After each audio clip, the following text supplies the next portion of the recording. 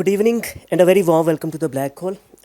Economics is considered a social science because it focuses on human behavior and decisions, both individually and collectively.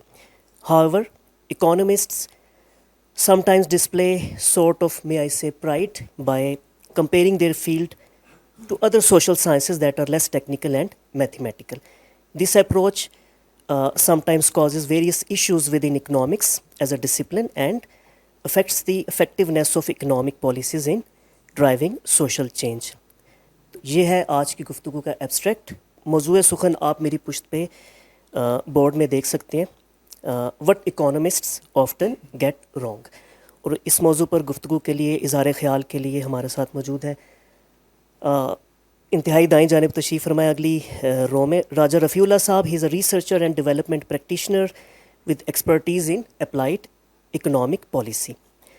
He holds a master's degree from Cornell University focusing on economic and financial policy. Rafi Ullah has researched Pakistan's labor markets, formal retail sector and state-owned enterprises. Moreover, he is a regular contributor to English newspapers in Pakistan and has been published by Cornell Policy Review as well. मेरे थोड़ा सा बाएं जानिब सामने क्या कहें तस्वीर बने बैठे हैं अब्बास मूसवी जो रफ़ी साहब के साथ ज्वाइन करेंगे इन कैंडिड कन्वर्सेशन में मुख्तसर से इनका भी तारुफ कराता जाऊँ Abbas Moosvi is a faculty member and research fellow at point that is Pakistan institute of development economics he is the managing editor of discourse which is one of Pakistan's leading magazines on public policy and political economy. Moreover, he writes he's a bi-weekly columnist at the Express Tribune और भी कई जगहों पे लिखते हैं Abbas has appeared on various academic and media platforms such as BBC, PTV and Dawn. Moreover, he is politically active with grassroots progressive groups including the Awami Workers Party and Progressive Students Federation. आप सब लोगों की आमद का शुक्रिया. Please do us a favor and turn your cell phones to silent mode so that there is no distraction.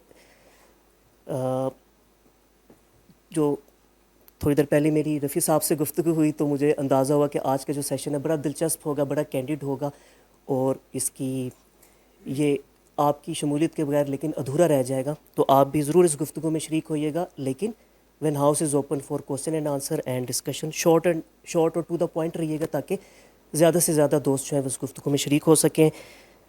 और ये कि प्लीज़ पहले अपना हाथ बुलंद कीजिएगा ताकि आपको ये माइक्रोफोन दे दिया जाए और फिर आपकी आवाज़ जो है वो रिकॉर्डिंग में भी आएगी, ऑनलाइन ऑडियंस तक भी जाएगी और हम सबको बड़ी वाज़ेह तौर पे सुनाई देगी. बस यही थी दो तीन बातें. Please welcome Abbas Moosavi and our guest speaker Raja Rafiullah. पहले तो राजा साहब आप तशरीफ़ लाए ना. Thank you. Thank you so much. Thank you so much, Nair, for such a generous introduction. And thank you everybody for coming over on the weekend, taking time out. I would like to be really thankful to, I'm thankful to all of you, but I'm really excited about this talk because this is a topic that's really close to my heart, and I will go into that why that is the case. But before I start, I want to spell one thing out there, up front, which is that I've been introduced as a research economist, but I don't consider myself an economist. And there are two reasons for that. I'll tell you what are two reasons. The first reason is because I don't have a PhD in economics, and there is this kind of gatekeeping that happens in academia. If you don't have a PhD, you are not an economist. Let's say somebody who is just an MS in, like Professor Haqooq-e-Khalq is not here. He's normally here, when I come to these events. Somebody who has just had a master's in physics, you don't call them a physicist. At least they should have a PhD or at least maybe like a few publications, to their name and so forth in national journals. So I'm not an economist in that sense. But secondly speaking, I'm also not an economist because I consider myself just a researcher, because I feel like once you give labels to certain things, you are confining yourself. So I am a researcher and I go wherever research and inquiry takes me. And I feel I am more open that way, I am less dogmatic that way, and I'm more conducive to and more amenable to talking to people from different fields. And I think that is going to be something we will be going into detail, much detail, at least when me and Abbas are going to be talking, and so forth. But before I start, I think I have a question for everybody, which is I'm going to write on the board, right? But that question might seem little different to the question, to the topic at hand, right? But you will have to hold your horses because I will tie in, and we'll come quickly to how it is linked to the debate at hand. So I'm going to use this chalk, right? And whatever space is available here, right? I'm going to write like,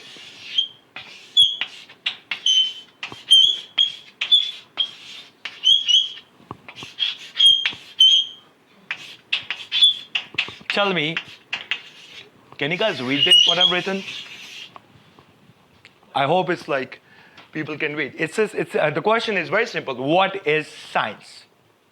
So quickly, because I know the opening should not take too much time, but quickly, if anybody, two people maybe, in the audience can tell me what, in their opinion, is science. Anybody?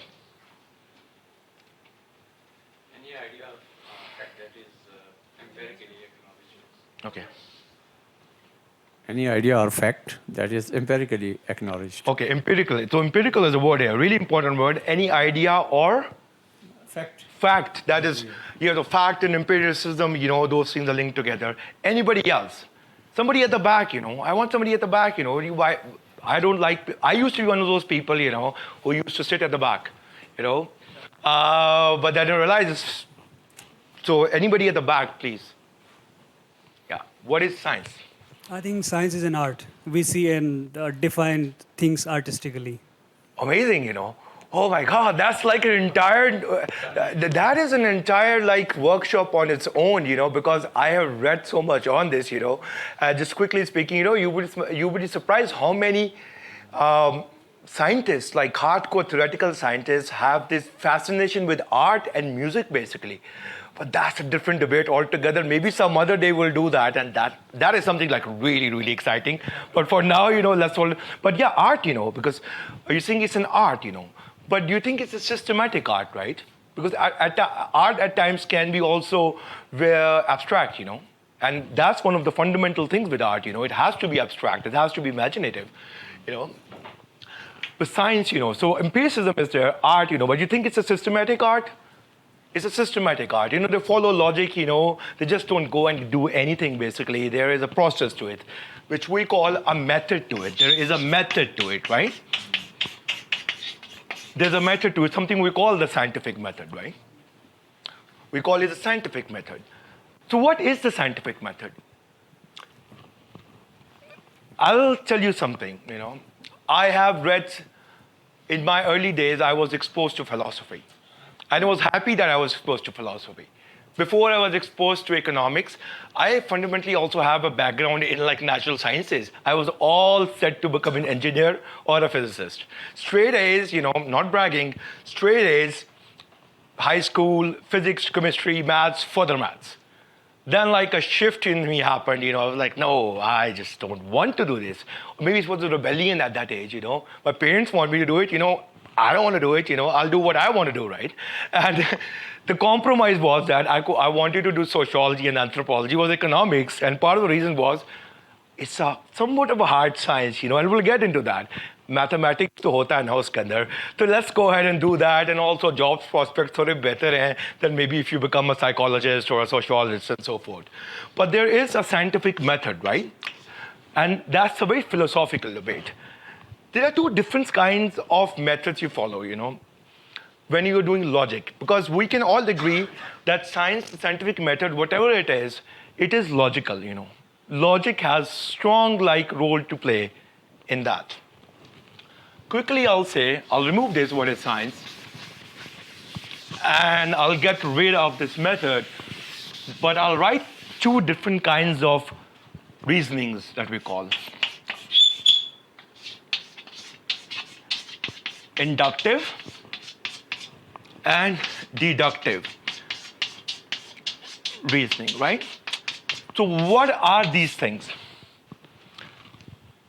I would love to open the floor for this, maybe one person, one person tell me any idea, agar nahi hai, to I'll just move on.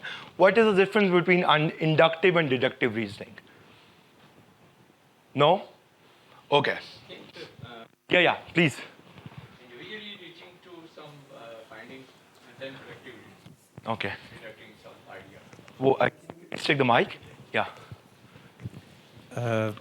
Already fact existing, reaching to it individually, Yeah. then getting as a whole, generally and individually, searching, Yeah, finding. precisely, You had something to say? Can you please pass the mic to the person behind you? Quickly. In my point of view, inductive reasoning is linked to discovering a fact, Yeah. and deductive is already established fact, Yeah. and we explore the reasoning behind that. Yeah, precisely. Systematically. Both of you have like really hit the nail, on its head, basically. So inductive reasoning is I'll give a very crude example, and like in most philosophy of science courses, people give this example, which is like inductive reasoning would be, I say, I will first go and look at observation, Let's say I see one crow, it's black. I see a second crow, it's also black. I see a third crow, it's also black. So all crows are black. Unless and until I find a crow that's pink, blue, yellow, purple, or whatever, right? Or white. Then I get questions. So, but I'm going from it could be a particular proposition, logically speaking on paper, or it could be a particular observation that I'm looking at crows, basically, right? To a general hypothesis, basically, right? Whereas in deductive logic, what I am doing is, I am going from from a general premise, and then I'm going out there and trying to confirm that hypothesis, right? I say all crows are black. This crow is black? Yes. This is black? Yes. This is black? Yes. So yeah, my hypothesis is correct, right? This is fundamentally we all do in statistics and econometrics, Those of you who are social scientists or even natural scientists and so forth. But having said that, for where that initial premise comes from, okay, all crows are black, to be honest, have never, maybe it's my limitation, never been like fully satisfied with explanations of that. My issue is that my schooling has always been in the Western canon of philosophy. So I will give you those references, but there's so much other work, but ye wo meri apni hai that I don't know much about that, But taking from Aristotle, deductive reasoning, coming to very like Descartes, the father of modern science, I don't know where that initial premise comes from. Maybe it also comes from experience. If it comes from experience, then this is also this, right? So what are you talking about, right? So I have never been, some people say it's inductive science, the scientific method is inductive, some say it's deductive. I think it's a combination of both things. But there is one definition of science, the scientific method, that really appeals me, and I hold true to it to this very day. This is by a philosopher called Karl Popper. He was a philosopher of science. Again, Baki Zada, there would be people in other canons, Eastern, Western, although I don't believe in East-West divide and so forth, that people who have done work on that. But Karl Popper said, without going into much detail, in his seminal work on differences between science and pseudoscience, that the main difference is that science is open to what we call falsification, right? This openness, not only openness, actual entire enterprise is driven by this. Okay, this is my theory, I have tested this, and these are my results. Now you go ahead and disprove it. And that desire for all the researchers around the world to get together to disprove it, and then until you disprove it, my theory is the valid one, right? So this is, I think, the strictest definition, one of the strictest definitions of what is science. After this long tirade of talking about what is science, let's come to the topic at hand. Tell me, economics. What is economics? Pehle tell me what is economics. Now somebody has to if you are like here thinking about economics, tell me what is economics? What is economics? Anybody? I know the person who is like passing the mic again and again, he might hate me for it. But I want this to be an interactive session. Anybody? What is economics? Abbas, go ahead. So I think economics is, it could be many things, but the study of incentives, the study of how you can influence human behavior. Oh, you know too much, man. Okay, yeah. You're right. But normally what we think of economics as, something that is a study of like markets, study of like economic transactions, study of like how to plan societies, economically speaking and so forth. But ultimately what economics is before I go into that, what economics is, and Abbas already knows it, he's been talking a lot to me. I don't consider economics a science in that strictest sense in which Popper. And I don't consider any social science to be a science in that sense. Okay? And this is very important. I have no issue calling them social sciences, but that is not to downgrade them, and we'll come to that later. But what economists are doing, and what they often get wrong, is that they have this desire to mimic natural sciences or methods of natural sciences. But the issue is that with physical sciences or natural sciences, their units of analysis are physical matter or physical particles. I don't know how much like further they have gone into, because each time they start like discovering a newer particle as a smaller, and so forth, But those are physical particles. Whereas with economics and also other social sciences, the primary units of analysis are human beings or aggregates of human beings. They could be communities, societies, economies. So this is something we need to keep in mind, and this is often when economists, not all economists, not the good ones, not the best, definitely not the best ones, not the good ones, but run-of-the-mill, average economists, who like lack critical thinking, or at times just get so lost in the mechanical process of running their mathematical models and then replicating those in statistics, multivariate statistics, forecasting, and so forth. They forget that ultimately what they are doing, they are starting from certain assumptions. Not the best ones don't do that. I remember this, I was going to bring this up later, but I remember when I was graduate school, I took a workshop from a professor called Professor Kaushik Basu. He was a former head of the World Bank, and he was a professor there. And I asked him that, and he said, "You're right, but the best economists don't do that. They don't forget their assumptions." Because at times it happens is when you are too involved in the mechanics of something, the technical details of something, crunching numbers and so forth, you might forget that you started from certain things. Why I say that? And what is the most certain thing, that assumption we start from in economics? Here I'm going to bring in, and I'm getting very closely towards the end of, because I see Abbas wants to talk, he's brewing, sitting there. Let's talk about consumer theory, okay? Consumer choice theory. This is like microeconomics 101, or actually intermediate microeconomics, right? What is happening? Let's say we have these. This probably is the Cartesian plane, basically, right? This is like x, y axis, for instance. I have apples here, and I have oranges here, right? Apple and oranges. So what happens is like, it's very intuitive, basically. I have a limited budget, the amount of money that I have. So this is my budget constraint. Don't think too much about it if you don't get into technicality. I'll explain. It's very simple. This is like the limit, basically, of what I can spend. I can spend all in here, right? Then I have my indifference curve, which is like, yeah, what is indifference curve? It is just my choices. All the choices on this curve are the same, basically. And what are these? These are combinations of apples and oranges. How many apples and how many oranges give me the same utility, what we call them.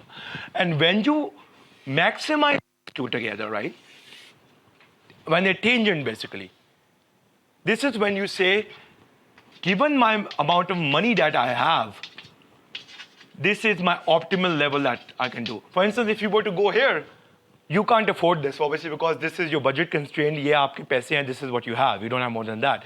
If you're like consuming here, obviously you have more money left, and you're consuming less. There's always a chance you can consume more apples and oranges and be happy. That's the assumption, right? So it's all, it is maximize your utility or happiness or whatever, gain is maximized when these are like basic consumer theory. Same is the case with producer theory. For instance, but that's the flip side, which is like you have to produce goods, but you have to minimize costs, right?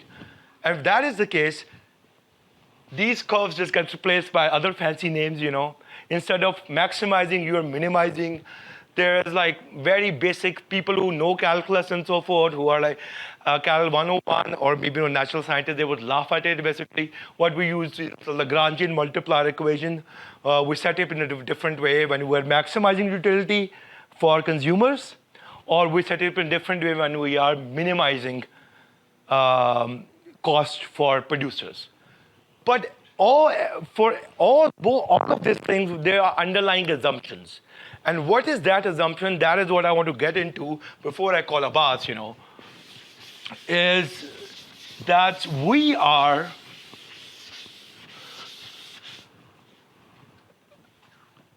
there are technical assumptions there, but the main assumption is that agents or human beings are acting rationally. Okay? So if there is like a bundle of code that gives me apples and oranges that gives me 10 utility, I will always choose, and there's one that gives me 8 utility, I will always choose the one that gives me 10 utility because I'm a rational agent, right? Given obviously my budget constraint, whatever the constraint that I have. And same applies to consumer theory. But with time and again we see 90% of the time, this is just like a random like percentage I'm giving you, this model works. Very good model. That's what I use, that's what all economists use. But many times when human beings do not act precisely like this, there are situations in which human beings would choose an 8 over a 10. What are those things? What are driving factors that is causing this? The irrational behavior, I'm not saying, so the good economists and the cutting edge of the field is that they are now talking about these things. Because there are two things about rationalizing. I think there was a time we had a webinar with Robinson, very good book, Why Nations Fail, everybody should read it. And I asked him this question, and he said, you're right about irrational behavior. He said, we as economists, but generally as social scientists, are not really good at it, making sense of it. Because there are two ways of looking at it. The first way is that you can be nihilistic and say irrational behavior is irrational behavior. Okay, we can't do much about it, we can't make sense of it. Let's go home, let people kill each other. We can go have popcorn at home and so forth, end of story. No inquiry there, right? But there's the other school of thought, in which I lie, which is that it is possible to rationalize a bad word, right? Make sense of irrational behavior. Okay? And this is where the cutting edge of economic theory is happening. But once you're doing that, time and again we see, and this is true in the work of behavioral economics, which we'll go into in a bit, irrational behavior, when you're trying to explain that, you have to borrow from other social sciences. You have to borrow from psychology. You have to borrow from anthropology. You have to borrow from sociology. And that is the openness. That's why I started saying I'm not only an economist, I'm a researcher. I'm open to listening to a psychologist because it might give me a clue on why these people are acting irrationally. And this is the ultimate thing. So economists often get wrong, but they often don't also get wrong. The good ones, the best ones, and those are the ones we should be reading, and those are the ones that I like to read. Thank you so much for your time, Abbas. Maybe we should have a candid discussion now. Okay, so thank you so much for such a great opening discussion. I think we covered quite a lot of ground in terms of the fundamentals for why this is a big issue. Now, you might be wondering why this is important. Why is the shortcomings of economics such an important thing for us to understand, and what are the consequences associated to this? Right now, economics is a domain that is influencing policy, right? It has a very central role in policy making across the world. International financial institutions are prioritizing economists when it comes to hiring, when it comes to coming up with prescriptions for various countries that they're working with, and so on and so forth. So a lot of these issues, a lot of these shortcomings of economics are having real world consequences for a lot of different people, right? Particularly those on the sort of like in the working class communities and so on, which don't have much of a sort of leverage, much of a sort of bargaining power in those situations and so on. So we'll get into all of those sort of concerns.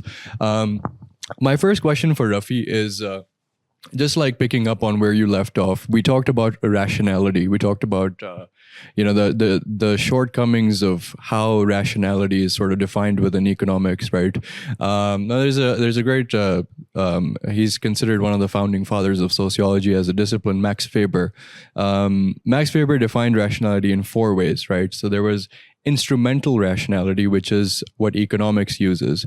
Instrumental rationality is basically when you have a set of objectives at an individual level, you are pursuing those objectives in a sort of very narrow kind of a way without really thinking about how your decisions and your approach are impacting other people around you, and so on and so forth. None of that is a sort of concern. I'll give you guys an example to demonstrate this. Let's say we're all here in this auditorium, and let's say aart baj jate, and we are all kind of dismissed, because that is when we end the session, right? If all of us just like stood up and started running to the door, because that's how we're going to like get out of here as soon as possible. As per economics, this is a very rational behavior, right? But what are the consequences of this? Obviously, we're going to have like a traffic jam outside. We might have some injuries and so on and so forth. Very crude example just to like demonstrate what this is. Max Weber had other definitions of rationality as well, which include, tradition, for instance. You might not understand why you are doing something, but because it is so sort of, it's part of your culture, it's part of your tradition, you will continue to do those things because as per Max Weber, these were serving some sort of important societal functions, right? And you will continue to do those because that is also rational, right? You might not understand why, but because it's been going on for such a long time, it just makes sense to be doing those. Another form is emotional sort of rationality. For those of us who, have read evolutionary theory and so on, you might be familiar with this. But like back in the jungles and so on, when an ape would experience feelings of anxiety, that would generally indicate that there were some dangers nearby that had to be sort of anticipated and responded to, and that is the emotion is what is driving that behavior. So that is also a form of rationality, and so on, right? So Rafi, my first question for you is, how have we come to this point where within the sort of discipline of economics, we have this one narrow sort of vision for what rationality means, and how can we sort of address that? I think it's a very deep question, and it's a good question. And I think, first of all, I think before I go into telling you about the new things that are happening, because there's a lot of cutting edge research that's what's happening, cross-disciplinary research, I would like to put one thing straight. I think the rational model is like immensely powerful. Most human beings act rationally, given the right set of conditions. The rational model, if your entire purpose is to diss on the rational model, you are misled. That's what I feel. It explains a lot of human behavior, in not only at an individual level, at an aggregate level. But there are certain times in which there are certain driving factors which affect people to deviate from acting rationally. And in those circumstances, they act irrationally. And it is important to incorporate those ideas. And like I said before during my introduction, that it is important for us, as economists, who study human behavior and who's like one of the main like bread and butter has been the rational model, in some way or the other, right? All the way from Adam Smith, to like Keynes, to let's say John Nash, and we'll go into that, for instance, what are different things. This is what happens, rational model works, but there are certain times it doesn't work, for instance, and it is then important to look at other social sciences. And I feel that there is already great work being done where at the intersections of, for instance, psychology and economics.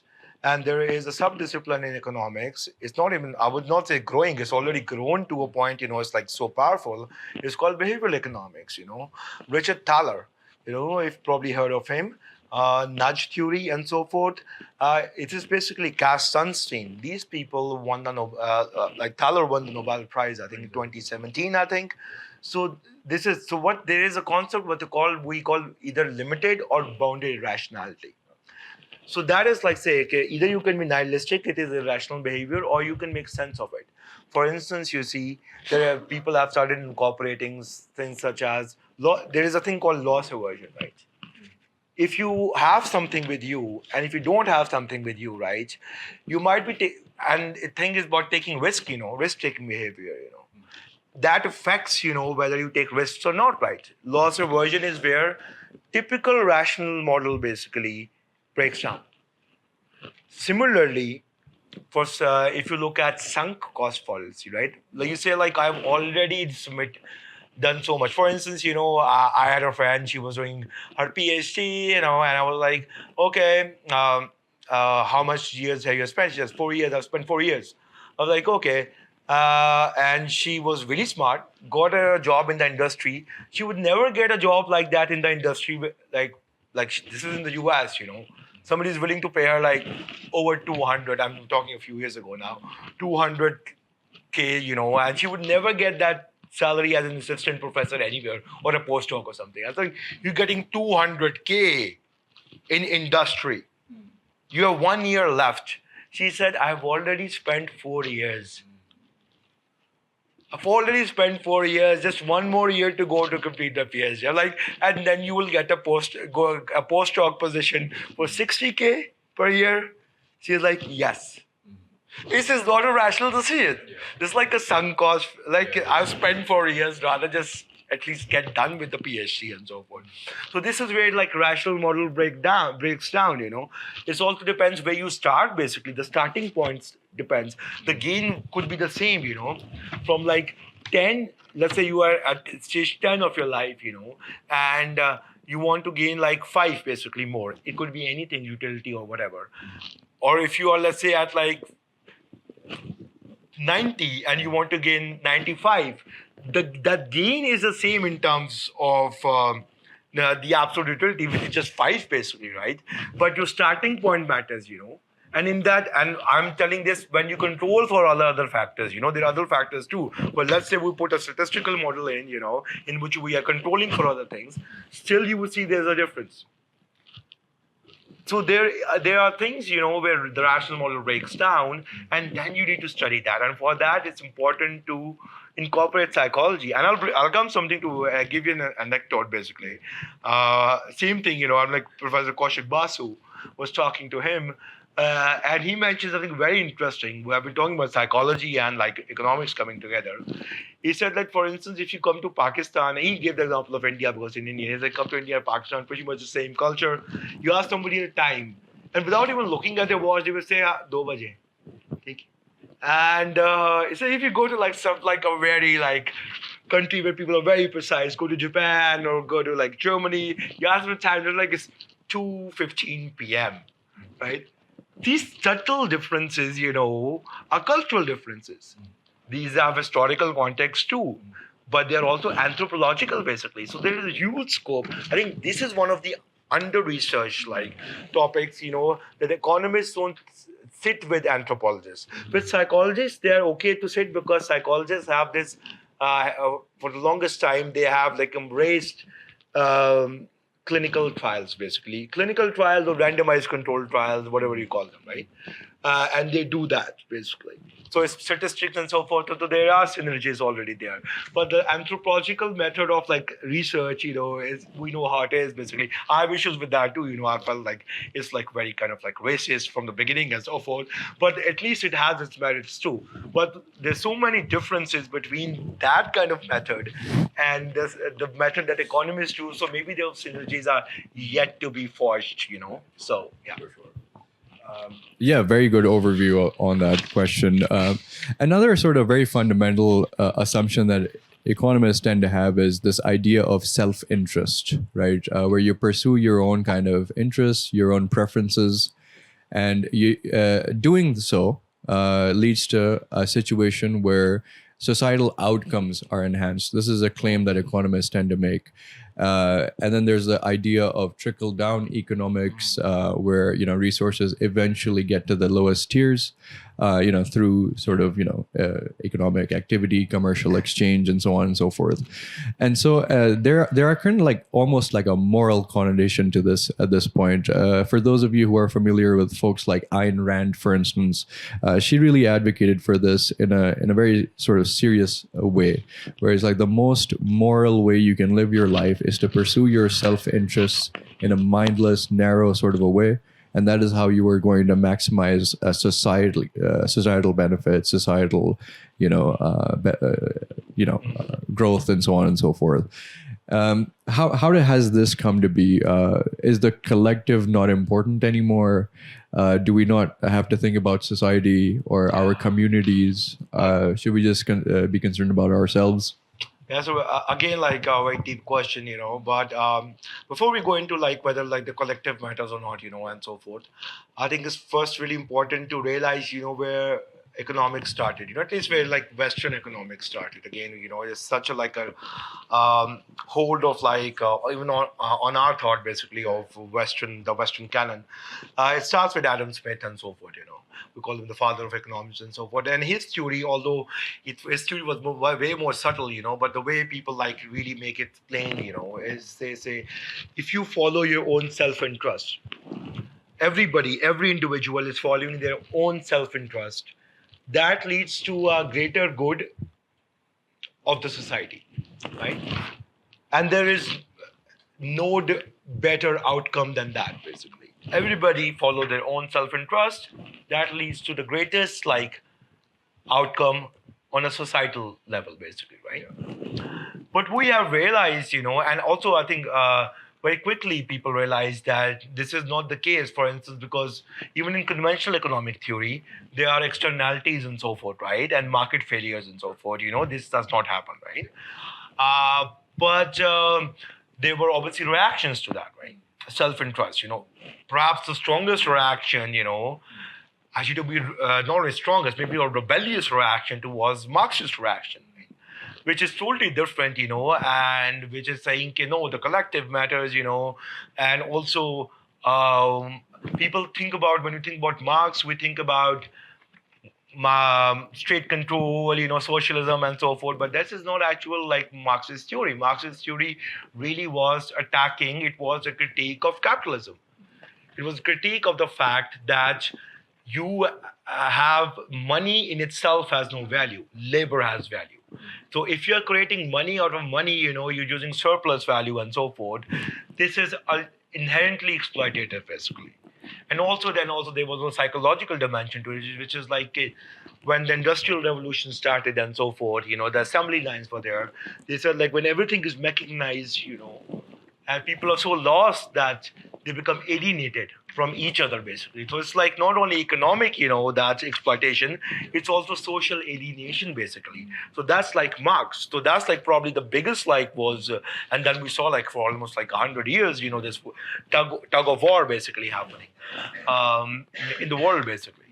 But then we also had Keynes, for instance, he said like, for instance, markets don't adjust. So there are information asymmetries, right? For instance, so there is room for like where markets fail for somebody to come in, to adjust the markets, in some way or the other. Keynes' theory is much more complex than that, right? But for instance, there's somebody people want to talk about, but a really good movie, A Beautiful Mind, for instance, on John Nash. John Nash basically came up with a theory of game theory, for instance. Typical prisoner's dilemma, maybe Abbas can talk a little about it, which is that if we all are following our own self-interests, what happens is that we get in each other's way. So at times it's better for us to collaborate, because theoretically it is possible, for to have that ultimate outcome, but once we are interacting with each other, we'll cancel each other out at some point, and we'll reach, we'll both have anything.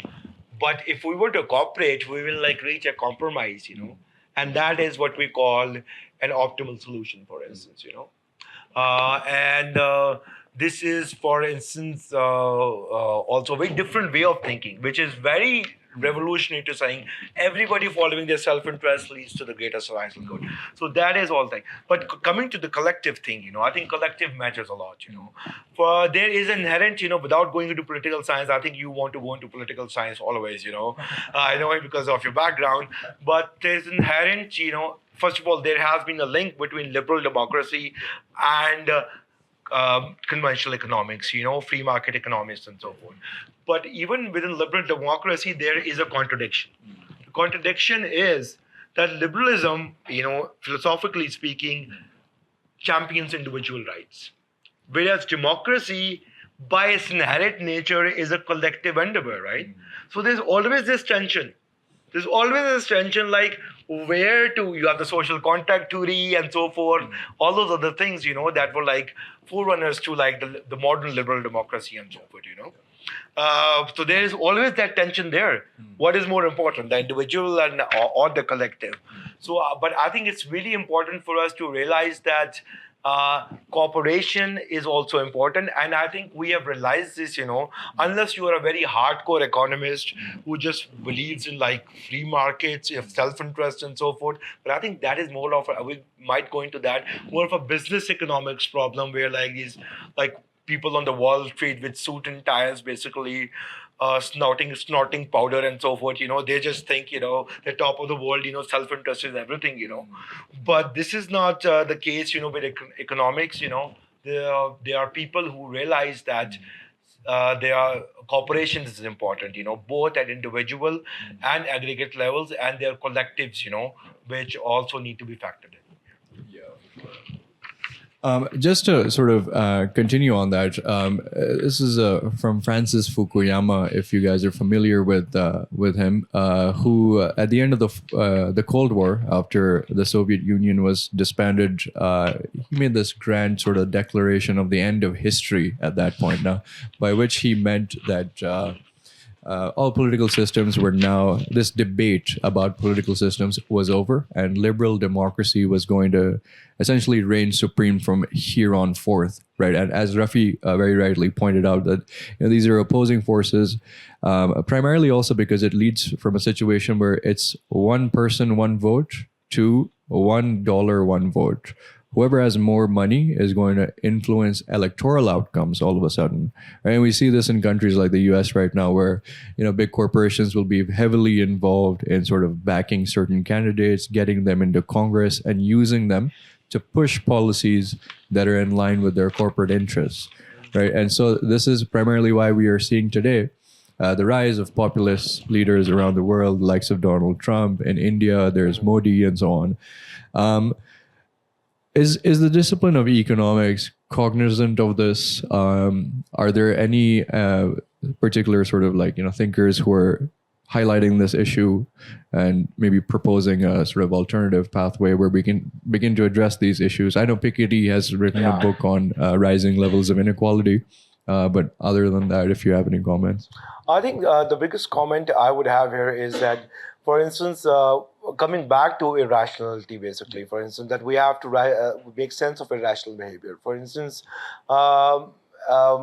and we cannot have escapist like arguments, in which we just like say, okay, this is people are like this, people are like that, for instance. Like you give a good example of rise of like populist leaders and so forth, Well, rationally, even somebody who knows, that they are let's say they're going to give tax breaks, let's say Trump is going to give tax breaks to big businesses and so forth, but yet like a farmer who's probably going to be harmed, by his policies in rural Virginia or something, he ultimately at the end of the day goes and votes, for Trump. It's irrational behavior in a pure economic sense, but we can not just dismiss it by saying he's racist. We have to see what's driving that, what's anthropologically has driven that, what sociologically has driven that.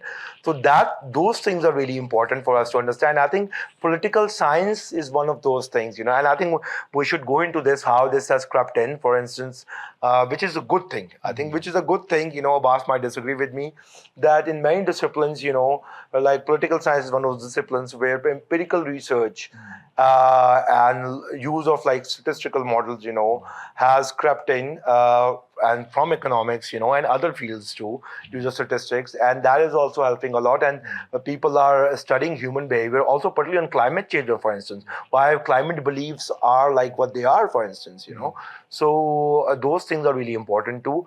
So I think, yeah. Sure. You mentioned climate change. So just on that, one of the sort of assumptions of economics is also, I'm specifically referring to the conventional sort of neoclassical school of economics here, that growth is the ultimate objective, regardless of anything else, regardless of the sort of collective cost of this. We are on the verge of climate catastrophe today across the world. We see a lot of evidence of this.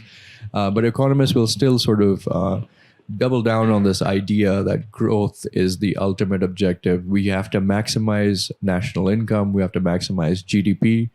And we have to do anything it takes to achieve that. The sort of consequences of this, it can't possibly be overstated, right? Any comments on that, Rafi? So yeah, climate change is a big issue, but I would like to say, for instance, there are costs obviously to attached to climate change, and on a global level, and some countries are affected. Obviously, we know about the debate and so forth, disproportionately, and particularly countries that have caused are less to blame for this are affected more disproportionately. Like Pakistan and so forth. I personally feel, theoretically speaking, as economists, who I talk to, who I've read, they always account for the costs of climate change into their models.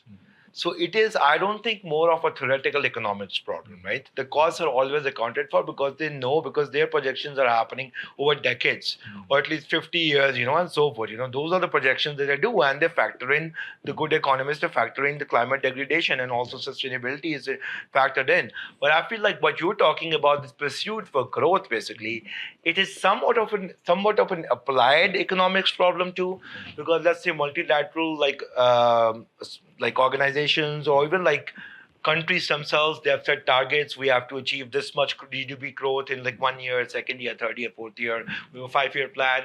Then there's like, okay, we don't have time to like shift to green energy or something, or like think about these things. Just whatever we have, use this source of energy and do it and achieve growth, in whatever way possible. So it's an applied economics problem, but I personally feel it is, like you also mentioned, it is most probably, not probably, it's evidently a business economics problem, which is like these businesses, big businesses, they don't care. Honestly, there's a lot of green, I know there's a lot of good work that's been done in sustainable finance and so forth, but generally speaking, it's in its nascent stages. And it's not, mainstream right now. They don't care. big businesses don't care about the government and there's about the climate, about like sustainability to a certain extent, and they are just want to grow, make profits, make profit, and if it destroys the environment, but what they're doing is what we call in corporate responsibility greenwashing, but they still like try to say, oh no, we're doing this, we're doing that, they will do like a little and show it other field they have like done so much, and it will be like very, and they will like sustainability or CSR reports would be are really just sugar coated and trying to hide what they're really doing and so forth. This is it. So I think it's a business economics problem, but this pursuit of growth and profit, applied economics problem too, because countries also have to meet targets. If Pakistan gets a target from the IMF, you have to achieve this much growth, also, but or somebody else, not the IMF, let's not be, even like internally, they say, okay, we have to achieve growth, there are no businesses, people don't have enough to eat, let the climate, बात की बात में देखी जाएगी, ठीक है? But I perceive it's a business economics problem. So yeah, that's my 2 cents on it. We talked a little bit about hyper quantification. What are the consequences of hyper quantification in the social sciences? When economists try to isolate certain instances and they try to look at what is the effect of X on Y, is that even achievable? And what are the potential consequences of this? And you talked a little bit about behavioral economics, for instance. Could you elaborate a little bit on how behavioral economics is sort of challenging that? Yeah. I think it's a very good question. I think that's one of the first questions, we thought, because what economists often get wrong, the hyper quantification. And I think before I go, I think it would be a good idea once we're done with this question, maybe we should open it up, So hyper quantification. I have got nothing against hyper quantification. I love hyper quantification. I love maths. I don't love maths, but I know it's important, right? I love statistics. I like certainty. I don't like things up in the air. But having said that, my issue is that to conflate hyper quantification with saying that something is objective is wrong. Because these are two different things. You could have statistical models, you could have like all of those things, you could have like not even statistical models, you can have theoretical models, economic models, so forth. Statistics is more like applied, basically, you go and see, You can have all of that. But what happens is that if you conflate that with objectives, say like, oh no, I did this, I have this model, and then I collected data, and then I ran this regression analysis, the fanciest of the regression analysis. And now this is evidence. Objective evidence. Call it evidence, yes. Call it objective evidence, no. Not in social sciences. Okay. Because in social sciences, it's context driven, and I will tell you something, I work with economists, all the time, and there are certain times people work which should never be done. They work backwards. What is like if they get a model and they're not getting the right coefficient or the right result, they would change the setting up of their model, the functional form of their model, to make it like more in line what they actually expected in their hypothesis and so forth. So that method that we're talking about, that you have a hypothesis, I think one of my professors, I think he was really said something to me once, and it has always stuck with me. He said, having no significance, I've been getting technical, having no significance level or no effect is also a result, my friend. So be okay with that, Don't go back and fix your functional form to get some kind of effect, But, many economists, and particularly I would say many economic students, are guilty of that, right? Maybe not good economists should have been the case.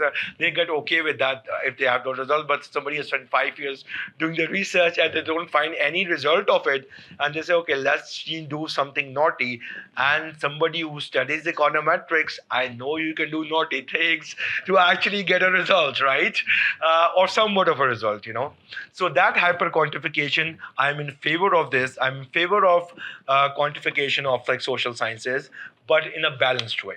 In a balanced way, there is scope for qualitative research too. There is scope for like for instance, anthropology में क्या करोगे? Anthropology में how much quantitative research can you do? It has to be qualitative research. So if you're going to merge like anthropology and economics, it has to be a mix of both.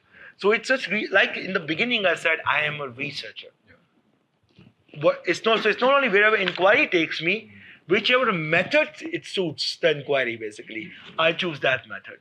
So it could be quantitative methods, qualitative methods, But saying that it is objective evidence, you have to have really, really strong grounds to say that.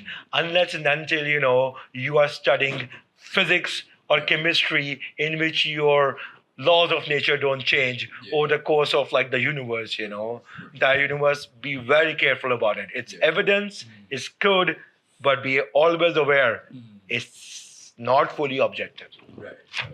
I just have one last question, and then we'll open it up to the floor. This has to do with policy making. How has this approach affected policy making? And particularly, if you're an economist and you want to be taken seriously, there are certain things you need to do. One of which is to publish in journals, right? Yeah. And if your approach to the domain is antithetical, let's say, to the neoclassical approach, it becomes very hard to publish in established journals, and that has huge consequences for your career progression, right? So would you like to comment on that, and especially with policy as well? Yeah, so coming to the policy debate, I think it's important to realize, what the implications are, that since it's there is inherent subjectivity. What's happening is that if you go, and this does not happen at times, but it often happens, if something has worked, a theory or a way of doing things, restructuring society has worked, restructuring economy has worked in one context, it's not necessarily true it will work in another context too, right? So that's it's very important to realize the context, and that context also then comes into sociology, anthropology, and so forth. You have to understand societies, what works where. It's context driven, right? So that's very important. We need to do entire policy debate on that, policy related, how it has to be context driven, and how economists can borrow from other sciences, So for instance, I'll mention this to you. For instance, culturally, I think you guys find I am doing research, recently on job quality in Pakistan, just my own paper and so forth, and we realized that there was. Whatever model we would run, the descriptors we do, the job quality would come high in Balochistan. And we're like, why is this coming high in Balochistan? Controlling for all the things and so forth, We have run pretty much everything, controlled for household welfare, controlled for different factors, education, opportunities, rural, urban, and so forth. But then and still we can't make sense of it. I can't make sense of it. But then I look at the indicators, I see what's causing it, descriptively speaking at least, is that people in Balochistan are more satisfied with their life and job. The job satisfaction is higher. On other things, they are doing as pretty much same as other, for instance. But when it says, are you satisfied? They say, oh, we are satisfied. So what's causing that, Economically speaking, I'm clueless, You have to look at other things. You have to look at psychology and so forth. And about the paper, the publishing, I'm one of those people. The reason I have not done a PhD yet far, I don't want to be in that cave, which is publish for the sake of publishing, which is happening worldwide. Even good, people are doing good research are doing that, and they know unless they publish, they won't get anywhere, right? But in Pakistan, इधर तो सब कुछ शुरू हो गया था.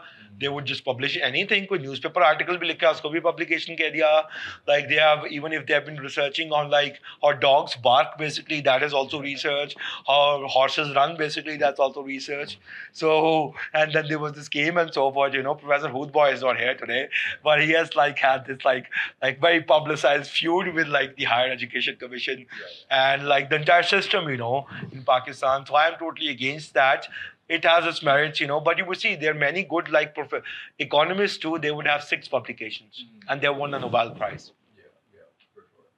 Yeah. So please, thank you. Please, if you have any questions, go ahead. So, Raja Rafi Ullah, you say you are a researcher And researcher journey is all time going on, and he is the best observer. I think who does the PhD, that's knowledge is frozen. Yeah. Keep going on. لیکن جو researcher ہوتا ہے وہ observer ہوتا ہے اور وہ زیادہ خطرناک ہوتا ہے پی ایچ ڈی سے جو سیزڈ ہو چکا ہے یا مزید ریسرچ کر رہا ہے. لیکن آپ ایک جو ایک اسٹرگل ہے یا آپ کہہ سکتے ہیں کہ آپ کا سفر جاری و ساری ہے, تو آپ کہیں بھی کسی بھی اسٹیج پر جو ہے نا آپ جو کہتے ہیں کہ ٹروتھ فائنڈ ہو گیا ہے, truth coming out of and more you can say research. اچھا, میں ایک سوشیالوجسٹ کائنڈ آف کوشچن جو ہے وہ ریز کروں گا. اس میں یہ ہے کہ جو ایٹ دا پریزنٹ ورلڈ اگر ہم ہر فرد کو ایجوکیشنلی اور اکنامکلی انڈیپینڈنٹ کرنا چاہیں, چونکہ دور جو ہے وہ انڈیویجولزم کا آ رہا ہے, collective approach, collective mind sets, economies apart from communist and capitalist, یہ سارا کا سارا سمجھے جرنی ہے. We have reached at such zone of life کہ جہاں سے ہم آگے ایک ہیومن ہسٹری کو شروع کرنا چاہتے ہیں. اس ہیومن ہسٹری میں یہ ہے کہ جو ویلتھ کنسنٹریٹ ہو رہی ہے اور اس کنسنٹریشن کی بنا پر جو ہے وہ وارز اور کرائمز اور جو ہے وہ ویپنائزیشن ہو رہی ہے. Even we are turning towards جو ڈیڈلی ویپنز ہیں.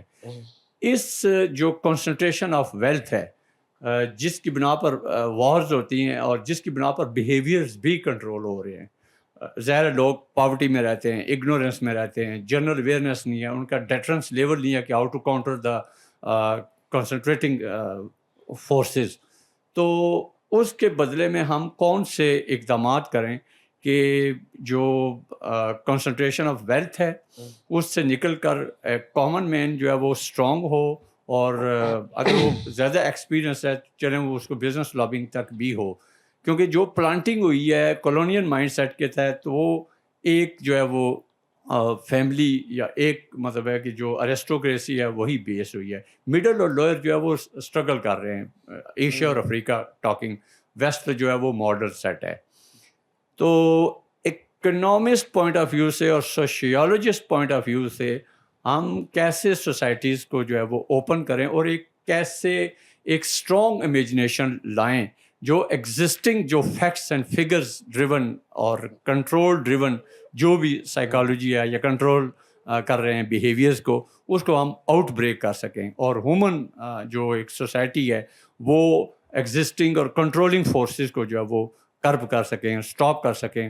Now it's our turn. تو وہ کون سی کیسے امیجنیشن بنائیں اور وہ فیکٹس کو ہم بریک کریں اور نئے فیکٹس لائیں, نئی امیجنیشن لائیں, جس کے بعد ایک انڈیویجولزم کا دور جو ہے وہ شروع ہوا. اس میں اکانومسٹ کا رول ہو سکتا ہے, لیکن میں اکانومسٹ کو وہی کہوں گا کہ پالیسی میکرز اور ورلڈ جو پالیسی میکر ہیں یا تھنک ٹینکس ہیں جو چیزوں کو جو ہے وہ اسٹاپ کر رہے ہیں اور چیزوں کو مزید کنٹرول کر رہے ہیں. کیونکہ مٹیریلزم جہاں بھی ہوگا, ایڈمنسٹریٹو اپروچ جتنی بھی ہوتی ہے وہ یہی ہوتی ہے کہ ہیومن سوسائٹیز اور ہیومن مائنڈس کو, امیجنیشنس کو کنڈیشن کرتے ہیں. کنڈیشن نہ کریں تو وہ آؤٹ آف کنٹرول ہو جائیں گے یا پھر دے ول بی ٹاپل ڈاؤن.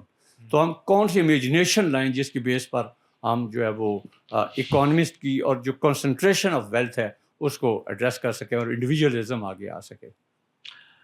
دیکھیے ہم جو ہے نا باڈی جو ہے وہ ایجوکیٹڈ ہو اور ایک اس کی اکانومی انڈیپینڈنٹ یا ہو. وہ لبرلزم کی سینس میں نہیں, آپ کو جو لگی ہے جس سینس میں آپ کہنا چاہ رہے ہیں وہ کہ basic rights like access to like wealth and prosperous life ہر کسی کے پاس ہو. ہاں, کانسٹیٹیوشن ختم ہو جائے, انکوالٹی کا ختم ہو بیسکلی. لیکن we are in pickle basically. بہت بڑا مسئلہ ہے ایک. وہ مسئلہ یہ ہے کہ ہم جو ہے نا ایک وقت ایسا تھا کہ دو بہت اپوزنگ فورسز جو ہے نا کام کر رہے تھے. ایک طرف جو ہے لیفٹسٹ موومنٹ بہت اسٹرانگ تھی, ٹھیک ہے. Growing up, I was, یہ میری personal maybe should not be part of the debate, I was like also a leftist. I still consider myself leftist leanings ہیں میری, ٹھیک ہے. So to a point, I was like a hardcore Marxist. I used to hate sitting in an economics class, because I would say, what the hell are they talking about? I'm sorry for my French, but what are they talking about, right? So, but then I realized that there has to be a common ground, right, between the two. Still, most of my friends are like people who are from the left, I can't sit with like a hardcore capitalist, because I can't stand them. میں کہہ رہا ہوں theorist سے Tourist سے نکلے. Theorist جو ہے وہ کنڈیشن کر رہے ہیں. آپ ایکسپیریمنٹس ہو چکے ہیں, تھیورسٹ ہاں. بیس پر معاشرہ اوپن ہو گیا, but next course of action I think next وہ بالکل تھیوری سے لگا نہیں ہے, میں کہتا تھیوری سے زیادہ جو ہے نا, بٹ مینٹالٹی سے ٹھیک ہے, عموماً جرنی ہوا ہے, have been going through, communist بھی آئی, کیپٹلسٹ اکانومی بھی آئی, ورلڈ آرڈر ہے اس کے مقابلے but I feel modern order like کیسے ساری تھیوریز کا جو ہے نا پریکٹیکل امپلیکیشنز بہت اسٹرانگ ہوتے ہیں, ٹھیک ہے. تو سوشل آرگنائزیشن جب آپ کی ہوئی تھی, ابھی یہ ہوا کہ وہ لیفٹسٹ تھنکنگ جو ہے نا وہ ڈاؤن چلی گئی, ٹھیک ہے, ہسٹری ختم. میرے حساب سے ابھی یہ کرنا چاہیے ہمیں, آپ چاہتے ہیں پریکٹیکل اسٹیپس بتائے جائیں, سب یہ پاکستان میں بالکل پالیسی میکنگ اسٹیپس بتائے جائیں تھیوری سے نکل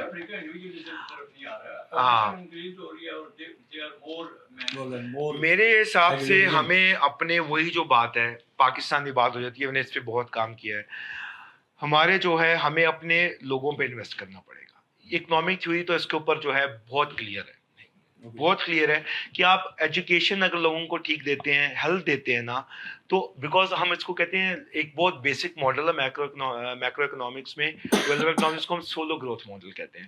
اس میں ہے کہ آپ کے پاس لیبر ہے یا کیپٹل ہے, اور اس میں ایک چیز ہوتی ہے اے, اس میں جاتا ہے وہ وچ از لائک پروڈکٹیوٹی, کہ کیا چیز جو اکنامک گروتھ آپ کاز کرتی ہے, اور اس سے ہر یہ ایویڈنس بیسڈ ہے. جو کنٹریز جو ہے اکنامکلی گرو کی گئے ہیں using like the right sets of policies, صرف فری مارکیٹ نہیں, فری مارکیٹس اور گورنمنٹ نے مل کے ان میں پاورٹی اتنی کم ہوئی ہے. ساؤتھ ایسٹ ایشیا کی اگزامپل ہے, چائنا کی بہت بڑی اگزامپل ہے. چائنا نے جتنے لوگ پاورٹی سے نکالے ہیں in the past like half century or so, even like less than that, you would be surprised, there is almost zero poverty in China now. لیکن بیسک پر کر دیا اور کنڈیشنل ہیں وہ بھی نہیں کنڈیشن دیکھیں, اب مجھے دیکھیں, آپ ہی مجھے بتائیں, آپ چاہتے ہیں لوگوں کے پاس سب کچھ ہو, یا پھر یا میں اس کے اوپر میں ڈسکری کروں گا سب کچھ ہو یا ایکوالٹی ہو. بیسکلی اگر آپ ایکوالٹی کی بات کرتے ہیں تو میں اس بات پہ آؤں گا, ایکوالٹی آپ دیکھیں جو فورسز کنسنٹریٹ کر رہی ہیں وہی وارز بھی کراتی ہیں, وہی ویپنز بھی بناتی ہیں, وہی سائنٹسٹ ڈسکوریز بھی دیتی ہیں, اکانومسٹ بھی وہی کریٹ کرتے ہیں, اور وہی ہیومن بیہیویئر کو کنٹرول کر رہے ہیں. Human behavior control ہو رہے ہیں due to poverty and ignorance and increasing of the population. Yeah, I think اتنا یہ کوئی it's a concern. اب دیکھیں دو forces ہیں, economic forces اور political forces. They are conditioning the human lives. Yeah. And Asia, Africa is not coming out of it.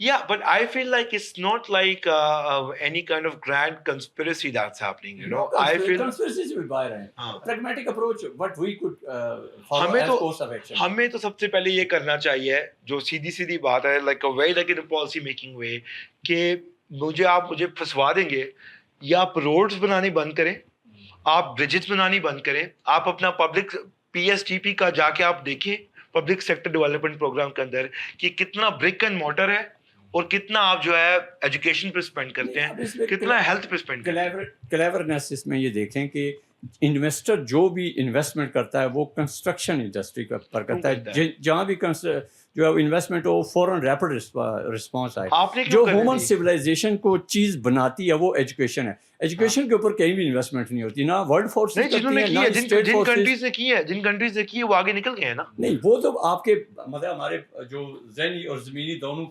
ذرائع لے گئے نا 200 سال پہلے 300 سال پہلے, جیسے افریقہ ہیز بین ڈگڈ آؤٹ. ہاں وہ کولونیلزم کی بات کریں نہیں, لیکن currency value has been based on بالکل present banking system and the interest based economy, everything is being driven. Now we are of the call کہ what is driving us. دیکھیں Malaysia, Indonesia, Singapore, these are example جنہوں نے جو ہے ابھی کیا ہے. ان سے کولونیلزم تو ہے ہی نہیں, ٹھیک ہے. چائنا نے ابھی کیا ہے, انہوں نے اپنے لوگوں کو ابھی پاورٹی سے نکالا ہے. وہ ایک جو وہ بہت بڑا ایک ٹاپک ہے, ڈیفیسٹ مینٹالٹی جو ہماری ہے. مجھے پتا ہے بہت ہمارے ساتھ زیادتیاں ہوئی. لیکن چائنا کے جب ہم بات کرتے ہیں لیبل تو کمیونزم ہی ہو جاتا ہے کہ جو مڈل اور لوئر ہے وہ سوشلسٹ لیول پر, اپر جو ہے وہ نہیں. پاورٹی سے تو نکل آئے نا, جی پاورٹی سے تو نکل آئے نا. ہر کسی کے پاس کھانا ہے, ہر کسی کے پاس ایجوکیشن ہے, ہیلتھ ہے. آپ کہہ رہے ہیں انڈیویجول ایکسپیریمنٹ ہے نا, اس کے ریلیٹڈ جو بلاکس میں آ جائیں گے وہی آپ کسی بھی کنٹری میں چلے جائیں. یہ جو بلاک مینٹالٹی ہے کیپٹلسٹ اور کمیونسٹ, اس سے نکلا کیسے جائے؟ کیونکہ جو کنٹریز ہیں دیکھیں, جو کمیونسٹ کنٹری ہیں وہ فیڈ ہوں گے ایجوکیشن, پروفیسرشپ, جتنی بھی سائنٹیفک डिस्कवरीज हैं, वेपनाइजेशन है, बैकिंग है, वो उसकी बेस पर मतलब है कि जंग कराते हैं। कैपिटलिस्ट जिनको मतलब फीड करते हैं उसी की बेस पर। सेकंड वर्ल्ड वॉर के बाद जो यूनाइटेड नेशन बनी थी कि थर्ड वर्ल्ड वॉर नहीं होगी, ठीक है, लेकिन बाय डिफ़ॉल्ट आप ये समझें कि जो आज़ादियाँ जितनी भी हुई हैं, एक कंट्री जो है वो कैपिटलिस्ट है, दूसरा जो है उसी का नेबर जो है वो कम्युनिस्ट है, और वो एक दूसरे को सपोर्ट कर रहे हैं, और इसी बुनियाद पर जंगें हो रही है, इसी बुनियाद पर ह्यूमन बिहेवियर्स कंट्रोल हो रहे हैं, and societies are not evolving and not rising out of the crux state. Yeah. Thank you. I think I take your point, but respectfully, I would disagree with that. I think कि ये capitalist, communist ये thinking की वजह से wars well नहीं होती, वो बहुत complex theory है, theories हैं आपकी, things that cause wars, you know. लेकिन concentration of wealth तो इन्हीं के पास है। हाँ, concentration of wealth बिल्कुल हाँ, concentration of wealth वो तो historical उसके reasons हैं। War industries के यही मालिक हैं। Anybody else? Yeah, इसके ऊपर हम एक और डिस्कशन कर सकते हैं। मैं वही कह रहा हूँ कि कौन सी imagination है जिसकी बेस We'll पर talk about existing जितनी inequality. We'll talk about like economic systems. It's soon basically. Thank you.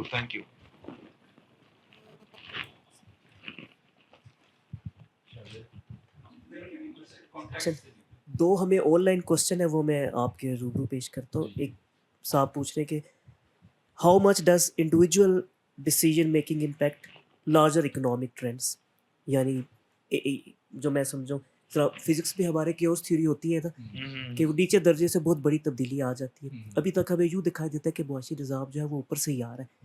ये जो मैं इनका क्वेश्चन पिक कर सकूँ, your take on it. Can you please repeat the question? कह रहे कि how much does individual decision making can impact larger economic trends. Okay. Individual decision making always affects larger economic trends. You know, that's like ground up basically, theoretically be or practically be. But what happens is like what Abbas said, there are lobby groups, right? There are lobby groups who want to like impose certain kind of behavior on individuals. That is when there is a tussle between like what's coming from top down or what's going from bottom up. And this is not only in economics, we're also talking about in very complex international politics or global politics or national politics, you know, for instance. Individual decision making, for instance, you know, maybe I'm going into like a very different debate now. Maybe a Columbia University's like president wants to do something else, you know. Harvard University's they value free speech. They're okay with like people sitting like and protesting against like people atrocities in one part of the world, but from top down they know where also the money is coming from, you know. And then individual decision making is compromised, you know. So there is always that tussle, and उस tussle में compromise करना पड़ता है at times. लोगों को अपनी नौकरियां भी बचानी होती हैं and so forth. Variable control होता है. So I think, but ultimately I feel, which is true, where a rupture happens in society. A rupture happens in society when the individual, that's when real change happens. Explosive action, the individuals say, okay, enough is enough of top-down dictating us, you lobby groups. We have individual choice, and that's when rupture happens in society, and that's when progress happens, economically speaking, and also socially speaking. We are 80% and they are 20%. Yeah, precisely.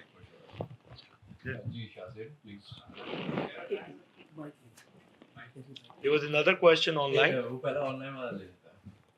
Go ahead. Maybe like have Shazib and I think I just have a small question. Do you think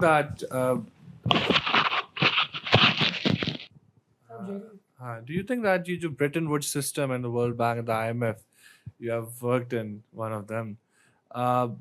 How do you see the future of them in Pakistan? Maybe mostly from the Pakistani perspective, or generally from the global South perspective, because people are getting aware of their, whatever they are doing for a long time. So how do you think that? What's your?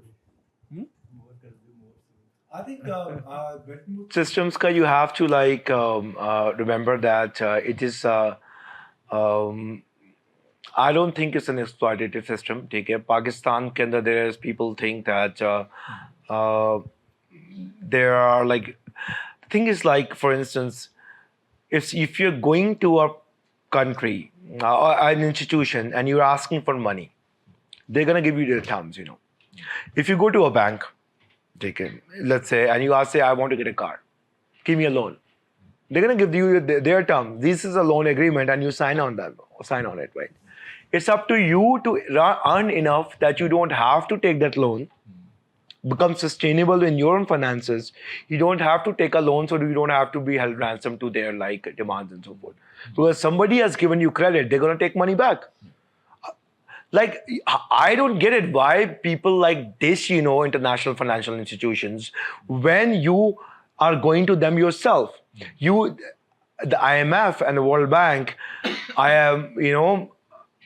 they are, first, particularly let's talk about the IMF because it's like an emergency relief system. It's an ICU. You go there when you want to have emergency relief. Oxygen, you need oxygen, and ultimately you have to get out of it, It can't be that you've been living for past 50 years on oxygen support system. And you want to say, I want more oxygen, right? And you do the same mistake, and one of my professors, one of my mentors, I will not take his name, he used to say that, and he still says this, that it's not like, and I think it's basically what he told me, it's an emergency support system, where you go and you ask them for money, you ask for short-term help. But अगर आप बाहर आके वो कहते हैं कि let's say कि आपको diabetes से बहुत ज़्यादा issue हुआ है, you come out, you start having like 2 kilos of gulab jamuns again, and repeating the same mistakes, you're gonna again end there basically, and that's what you've been doing basically, So get your act straight first. Rationalize your expenditure basically. You don't rationalize your expenditure. You have a huge, really big government, right?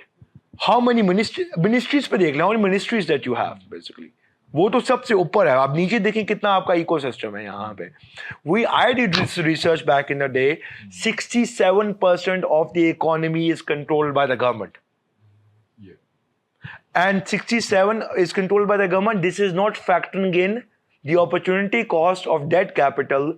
What is debt capital? जो government ने चीजें घर वगैरह उनके अपने हैं सारे, उनके दफ्तर हैं so forth, जिनको use करके, if you go to Mall Road basically, you would see I am originally from Lahore, वहाँ पे government के दफ्तर हैं सारे.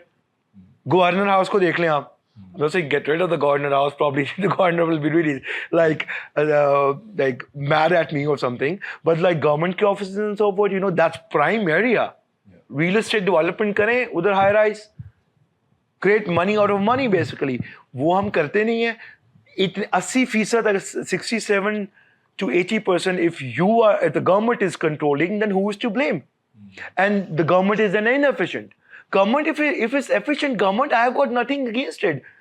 Singapore, like Southeast Asia, if it's efficient government facilitating businesses and so forth, growth and so forth, it's okay. But if the government is inefficient, it's rent seeking, it's a recipe for disaster. Is it crisis of leadership and vision? Both probably. If I can just sort of jump in here, and I think what Shahzeb was trying to get at, I think, was that ये जो हम IMF के programs accept कर लेते हैं, we sign on to them and so on. It's also the fact that our leadership is not exactly a democratically elected leadership, right? So वो भी एक बात है कि the sort of consequences that we face, we didn't choose to face those. Like if you look at the first structural adjustment program, IMF ka jo tha, 1988, one of the conditions for Benazir to come into power was to accept that agreement with the IMF, right? We think that, this is a sort of democratic process and so on, but, there is a certain institution that is very entrenched, and like Rafi mentioned, this obsession with brick and mortar. Unki मुख्तलिफ businesses चल रहे हैं उसके ऊपर. They are the sort of contractors who are always granted these projects relating to road infrastructure and so on, and that is the sort of political economy of this whole process, right? I think it's important to be cognizant of that, and just to comment on some of your concerns about what is the way forward outside of these ideologies. I think a great book to read on this would be The Narrow Corridor. Can I just finish it? Yeah. Yeah. So one of the things that Asimoglu and Robinson argue in The Narrow Corridor, it's a great book. I'd highly. No, but it's worth. No, no, it's worth looking into because what they argue for is radical democracy. Not just going to the polling booth every 5 years and dropping a vote, but radically democratic institutions. You have free trade unions, you have student unions, you have a vibrant civil society that is not just sort of operating on the whims of whatever multilateral agency is supporting them, which is the case in Pakistan, by the way. हमारी जितनी भी civil society organisations है किसी ना किसी donor agency को पकड़ा हुआ है उन लोगों ने and they are just sort of advancing their agendas this is not an organic process दूसरी आर्ट्स एंड कल्चर हो गई we have Pasoori we have people like Arooj Aftab nominated for Oscars Joyland was nominated for Exactly. Maulla judged the sort of records that broke in the box office. I think we need to stop seeing the sort of arts domain as a peripheral activity. I think we can generate a lot of economic sort of, benefits from this if we start to take those seriously. And that is how we move towards a society that is democratic in its fundamental functioning. A bija situation chal rahi hai, like we have the security apparatus just sort of controlling everything really. And if that never changes, and we can't really hope to ever break out of that cycle. Rafi, you want to comment on that? The economic cycle, can you repeat that? I just zoned out. On the security apparatus, yeah. On the security apparatus here. I think like the thing is like Obviously, we talk about private security. I think there's a lot to talk about. I think there was another question, right? Well, I'll go into that. There's another question. कोई इस मौजू को समझने के लिए या मुइशत या उसका दुनिया में जो रोल है उसको समझने के लिए कुछ किताबों की कुछ सजेशन दे सके मगर वो कह रहे हैं कि confessions of an economic hitman के अलावा दीजिएगा हम बहुत मरतबा सुन चुके हैं I think there's a book called The Cult of Statistical Significance. Basically, I think that's the name. You should read that. It's a very good book on like how if we use stats, to say, oh, everything is statistics, but at times we have these confidence intervals, and like margin of error and so forth, which we should also be cognizant of, But I think narrow corridor you're talking about, that's how our societies evolve basically. Why nations fail. But Nudge, the book on Nudge, basically, behavioral economics, Thaler and Sunstein का work बहुत पढ़े हम. Richard Thaler and Cass Sunstein. Richard Thaler won the Nobel Prize in 2017, I think. He has done really good work on behavioral economics, where it is basically where they're trying to see where human beings deviate from rational behavior. So that's really good. Like, read that, One book I can recommend on that is on the nudge theory, basically. Controlling the uncontrollable and so forth. Yeah. And if you really want to look at bringing in how the scientific mind works and so forth, not related with economics, one of my favorite thinkers of scientists, of all time, characters of all time, Richard Feynman. Go and read like you are surely joking, Mr. Feynman, because that will introduce you to a way of thinking in which you question everything. And if you question everything, it will lead you to different places and it will make you make new friends and also a few enemies, which is important. So if we don't have any other more questions, because we have to wrap up, because I think pretty much I have work to do, you guys have work to do, but we had so much fun, we could have had more fun. I think when me and Abbas were coming here, we discussed a poet, I think his name is Robert Frost, right? Robert Frost, and he says that, I think from Wright Frost has this very famous poem, which says that we can continue, because we can continue for a long time, and it's really interesting, and the woods are dark, lovely, and deep, but we have promises to keep, so let's edit. Yeah. Thank you, everybody. Thank you so much.